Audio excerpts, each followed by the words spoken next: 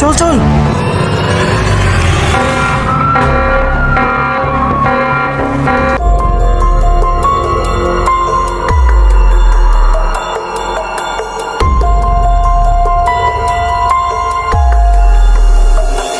Sir sir, কখন থেকে silent বাজতেছে? আমার মনে হয় আসামিদের সাজা দেওয়ার সময় হয়ে গেছে।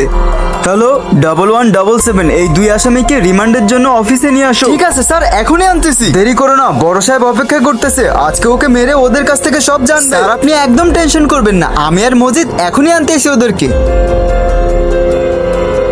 বন্ধুরা, আমি কোনো কসম দিব না, তুমি যদি ইসলামকে ভালোবাসো এবং ইসলামিক ভিডিও দেখতে ভালোবাসো তাহলে অবশ্যই আমাদের এই ভিডিওতে একটা লাইক এবং চ্যানেলটি সাবস্ক্রাইব করে কমেন্ট বক্সে অবশ্যই আই লাভ ইউ ইসলাম লিখে যাবে। চল চল, তোরা তাড়াতাড়ি রেডি হয়ে যা। হ্যাঁ, আবে 2টা আসামি কোথায় গেল?